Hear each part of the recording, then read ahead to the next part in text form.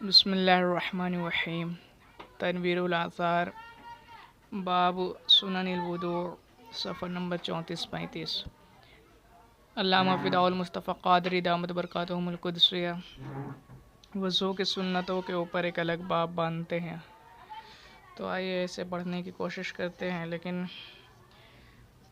اس سے قبل یہ سمجھ لے کہ اس میں انہوں نے جو لفظ استعمال فرمایا ہے وضو کی سنت سنن، تو یہ سنن جو ہے یہ اصل میں سنت کی جمع ہے، اور سنت کا لغوی معنی ہوتا ہے طریقہ اور روش۔ ٹھیک ہے، طریقہ کو جو ہے کیا کہتے ہیں؟ سنت کہتے ہیں لغوی اعتبار سے، جبکہ شریعت میں سنت اللہ کے رسول صلی اللہ علیہ وسلم کے وہ فرمودات ہے، وہ فرمان ہیں جو کتاب اللہ میں مذکور نہیں ہوتے، اور حضور کے وہ اعمال جو امت کے لیے لائق عمل ہیں۔ ٹھیک ہے، بات سمجھ میں آئی نا؟ یعنی سنت شریعت میں کسے کہتے ہیں کہ اللہ کے رسول نے وہ فرمایا ہو اور وہ چیز جو ہے قرآن میں مذکور نہ ہو، اور اس کے علاوہ جو حضور کے وہ اعمال بھی ہیں جو امت کے لیے لائق عمل ہیں۔ ٹھیک ہے، وہ اعمال نہیں جو ہم لوگ نہیں کر سکتے، وہ سرکار کے ساتھ مخصوص کچھ اعمال ہوتے ہیں، جیسے یوم وصال کا روزہ، یہ سرکار کے ساتھ مخصوص تھا۔ ٹھیک ہے، اور بھی کئی ساری چیزیں ایسے ہوئی ہیں۔ ٹھیک ہے، یا اسی طرح منسوخ حدیث ہے تو وہ بھی جو ہے اگر کوئی حدیث اس کے ناسخ میں آ گئی ہیں تو منسوخ جو ہو چکی ہے تو وہ بھی چونکہ اب عمل اس پہ نہیں ہو سکتا، اس لیے جو ناسخ اس پر عمل یہ سنت ہے۔ ٹھیک ہے نا؟ اچھا، جسے حضور صلی اللہ تعالیٰ علیہ وسلم نے عادتاً کیا ہے نا، تو اسے جو ہے سنت زائدہ کہتے ہیں۔ سنت کی بہت ساری اقسام ہیں، اس کو سمجھ لے اس طرح کہ حضور نے جس کو عادتاً کیا ہے تو وہ سنت زائدہ کہلاتی ہے، اور جسے عبادتاً کیا ہے وہ سنت الہدیٰ کہلاتی ہے، سنت ہدیٰ۔ ٹھیک ہے، پھر اس سنت ہدیٰ کی بھی دو قسمیں ہیں جو ہم لوگ سنتے رہتے ہیں کہ جس پر ہمیشگی اختیار کیا، سرکار نے اسے ہمیشہ کیا ہو تو وہ سنت موقدہ کہلاتی ہے، اور جسے کبھی کیا ہو، کبھی ترک بھی کر دیا ہو تو وہ سنت غیر موقدہ کہلاتی ہے۔ بات سمجھ میں آئے گی؟ سنت کی دو قسمیں، سنت زائدہ اور سنت ہدیٰ۔ سنت زائدہ جو عادتاً کیا، اور سنت ہدیٰ جو عبادتاً کیا۔ ٹھیک ہے، پھر سنت ہدیٰ کی دو قسمیں آتی ہے، سنت موقدہ اور سنت غیر موقدہ۔ موقدہ جو ہمیشہ سرکار نے کیا ہو، اور جو غیر موقدہ کسے کہتے ہیں؟ جس پر جو ہے ہمیشگی اختیار نہ فرمائی ہو بلکہ کبھی کبھی اسے ترک بھی کر دیا اور کبھی کیا بھی ہو۔ اور جو ہے ایسی کوئی سنت ہوئے جس کا سرکار نے ہمیشہ کر کے اس کے لیے تاکید بھی فرمائی ہو، حکم بھی فرمایا، تاکیدی حکم بھی، کوئی ایسا کام ہے جس کے لیے سرکار نے خود بھی جو ہے پابندی کے ساتھ کیا اور اس کے لیے تاکید بھی فرمائی ہے، تاکیدی حکم بھی دیا ہے، تو وہ جو ہے شریعت میں واجب کا درجہ رکھتی ہے۔ بات سمجھ میں آ گئی؟ اچھا، ایک نقطہ یہ سمجھ لے کہ وضو میں فرائض، سنتیں، مستحبات تو آپ پڑھیں گے، یہ تو ہوتے ہیں، لیکن وضو کے جو ہے واجبات نہیں ہیں، یعنی وضو میں کوئی بھی چیز واجب نہیں ہے نا؟ تو اتنے سارے جو ہے تمہید کے بعد آئیے اب کتاب پہ چلتے ہیں۔ پہلی حدیث پاک لکھتے ہیں عن المغیرۃ ابن شعبہ قال ان النبی صلی اللہ علیہ وسلم تودع فمسح بناصیته وعلى العمامة وعلى الخفین، کہ روایت حضرت مغیرہ ابن شعبہ سے، تو یہ حضرت مغیرہ ابن شعبہ کون ہیں؟ اس کے تعلق سے مفسرین کرام فرماتے ہیں آپ مہاجر ہیں، ثقفی ہیں۔ ٹھیک ہے، مہاجر کسے کہتے تھے؟ جنہوں نے ہجرت کی ہو، تو آپ مہاجرین میں سے ہے، اور خندق کے سال آپ نے جو ہے اسلام لایا، غزوہ خندق کے جس سال ہوا اسی سال حضور کے ساتھ کئی عرصہ تک جو ہے انہوں نے، حضرت مغیرہ ابن شعبہ نے جو ہے اپنا اوقات کو گزارے ہیں۔ اسی طرح پھر حضرت امیر معاویہ رضی اللہ تعالی عنہ سے بھی جو ہے کی بھی آپ کو جو ہے رفاقت حاصل ہے، اور حضرت امیر معاویہ کی طرف سے کوفہ کے حاکم رہے ہیں، ٹھیک ہے، اور فرماتے 70 سال جو ہے آپ نے زندگی پائی، 50 ہجری میں کوفہ میں جو ہے آپ نے پردہ فرمایا۔ یہ حضرت مغیرہ ابن شعبہ ہیں، تو وہ فرماتے ہیں کہ اللہ کے رسول صلی اللہ تعالیٰ علیہ وسلم نے جو ہے وضو کیا، ٹھیک ہے۔ حضرت مغیرہ کہتے ہیں کہ نبی پاک علیہ الصلوۃ والتسلیم نے وضو فرمایا، ان نبی صلی اللہ علیہ وسلم توضأ کہ سرکار نے وضو فرمایا، فمسح بناصیتہ وعلی العمامۃ وعلی الخفین، اور جو ہے اپنی پیشانی اور امامہ اور موزوں پر مسح کیا۔ یہاں با جو آیا ہے نا بناصیتہ ٹھیک ہے، بناصیتہ تو با بمعنی علی کے ہے، ٹھیک ہے، یعنی ناصیہ پر، پیشانی پر، ٹھیک ہے۔ اور ناصیہ کسے کہتے ہیں؟ ناصیہ سے مراد جو ہے سر کا اگلا حصہ، جو کل سر کا چوتھائی حصہ ہوتا ہے، یعنی یہ سمجھے کہ حضور نے سر کے چوتھائی کا جو ہے سر کے چہاروں حصے کا مسح فرمایا۔ یہی وہ حدیث پاک ہے جو حضرت امام ابو حنیفہ رحمہ اللہ کے جو ہے لیے قوی دلیل ہے، جو ہم احناف کے نزدیک کیا ہے کہ وضو کا چوتھائی سر کا مسح جو ہے یہ فرض ہے نا، تو یہی وہ حدیث پاک ہے جس سے امام صاحب دلیل لیتے ہیں کہ سر میں سرکار نے چہاروں حصے پر جو ہے فرض مسح فرمایا، اور اس سے زیادہ کرنا کیا ہے؟ سنت ہے احناف کے نزدیک، جبکہ امام مالک کے یہاں جو ہے پورے سر کا مسح فرض ہے، اور امام شافعی کے نزدیک ایک بال کا بھی اگر کسی نے مسح کر لیا، ایک وہ بال بھی چھلا گیا تو مسح کافی ہے، جبکہ یہ حدیث ان دونوں صاحبوں کے خلاف ہے، اس لیے کہ سرکار نے چوتھائی سر کا مسح فرمائے، اگر پورے سر کا مسح فرض ہوتا تو سرکار پورے سر کا ہی کرتے، اور اگر صرف ایک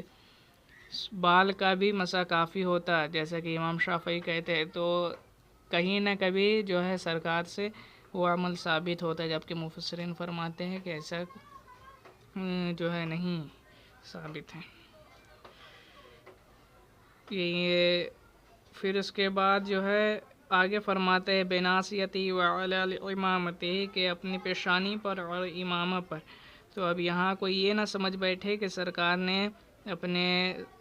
پیشانی یعنی سر کے چوتھائی حصے پر مسح کیا اور امامہ پر بھی مسح کیا، اور پھر آگے فرمائے وعلی الخفین اور اپنے موزوں پر بھی، تو کوئی ٹھیک ہے موزہ اور پیشانی کا تو کی بات کلیئر ہے، یہ چیز سمجھ میں آ رہی ہے، لیکن یہ جو فرمایا گیا وعلی العمامہ، امامہ سے کیا مراد ہے؟ تو امامہ سرکار نے اس کے اوپر جو ہے مسح نہیں کیا، ٹھیک ہے، کہ نبی پاک نے اس کے اوپر جو ہے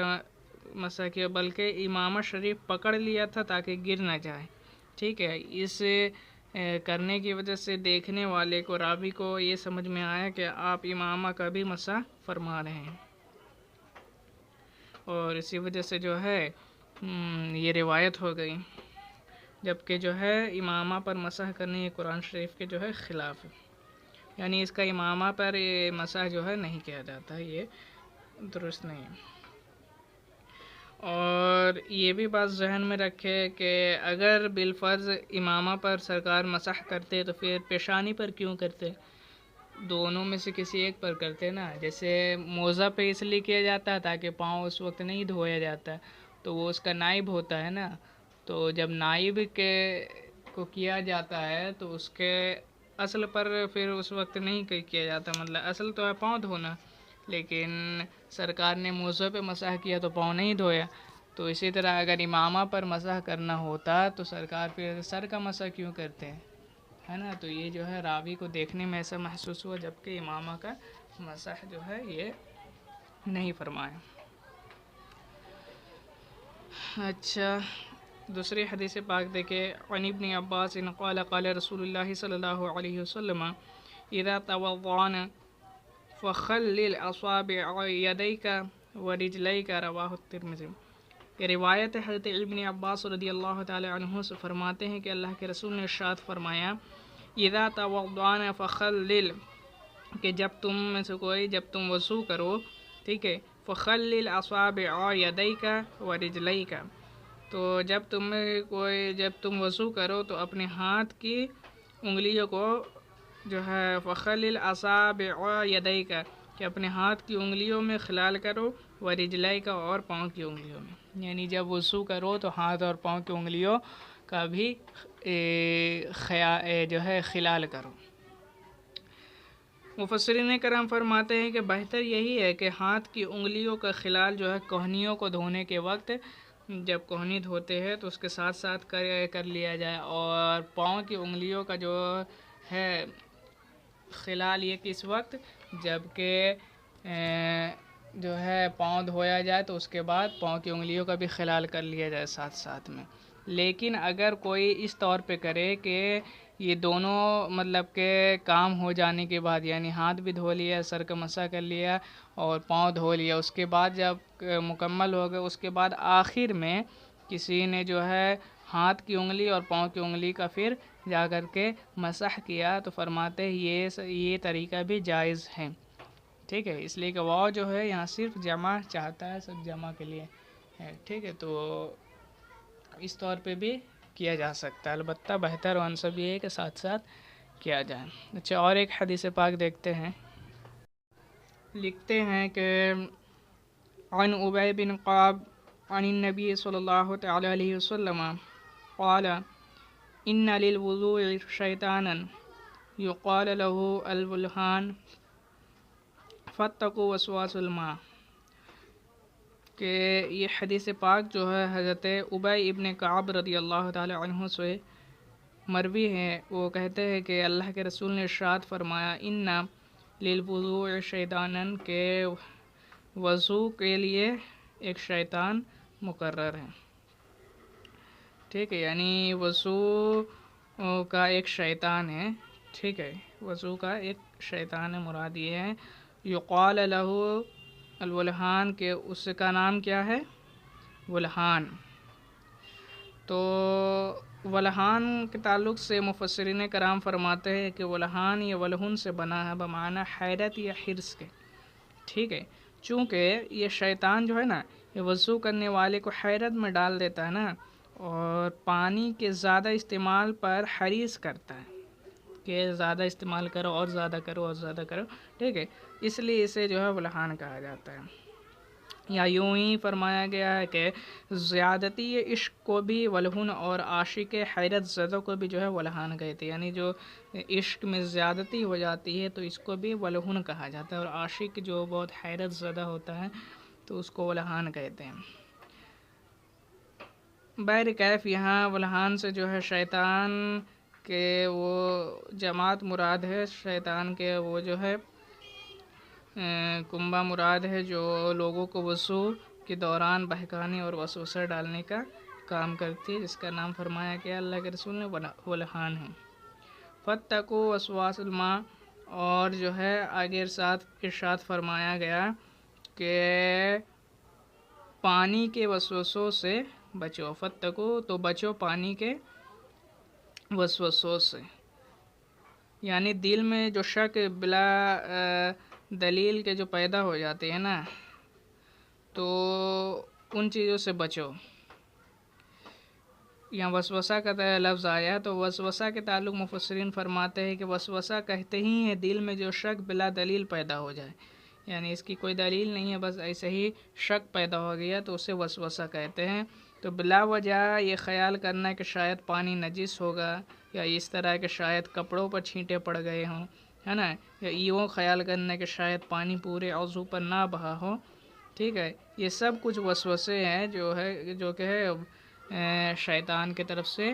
جو اس کی جو یہ ذریت ہے، جماعت ہے، وہ اس کو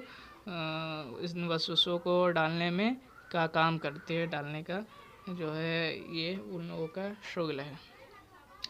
تو اللہ کے رسول نے فرمایا کہ شیطان یعنی ولہان جو یہ جماعت ہے، تو ان کی وسوسوں سے جو پانی کے متعلق وہ دلاتے ہیں تو ان سے بچو۔ تو یہ حدیث پاک کے تحت ہم لوگوں کو جو ہے وسوسوں سے جو ہے بچنے کے لیے کہا گیا ہے کہ جو یعنی ایسی چیزیں جو بغیر دلیل کے صرف شک ہو جائے کہ ارے پانی ناپاک ہوگا یا پانی میں یہ وہ، تو ان تعلق سے فرمایا گیا کہ ان چیزوں پہ دھیان نہ دیا جائے، بلکہ وضو کو اپنے کامل طور پر سمجھتے ہوئے مکمل کرے اور اللہ کی عبادت و ریاضت میں اپنا جو ہے توجہ کو مرکوز کریں۔ اللہ تبارک و تعالیٰ کی بارگاہ میں دعا ہے کہ جو بھی فقیر نے حدیث پاک آپ کے سامنے رکھی ہیں، اللہ پاک ان تمام کو اپنی بارگاہ میں قبول فرمائے، اور جو بھی لفظاً یا کسی طور پر بھی معنی بتانے میں ہو یا عبارت پڑھنے میں کوئی بھی اغلاط یا لغزشیں ہو گئی، اپنے فضل کرم سے معاف فرمائے اور تمام کو اپنی بارگاہ میں شرف قبولیت عطا فرمائے۔ آمین بجاہ النبی الامین صلی اللہ تبارک و تعالیٰ علیہ وسلم۔ وما علینا الا البلاغ۔ السلام علیکم ورحمۃ اللہ۔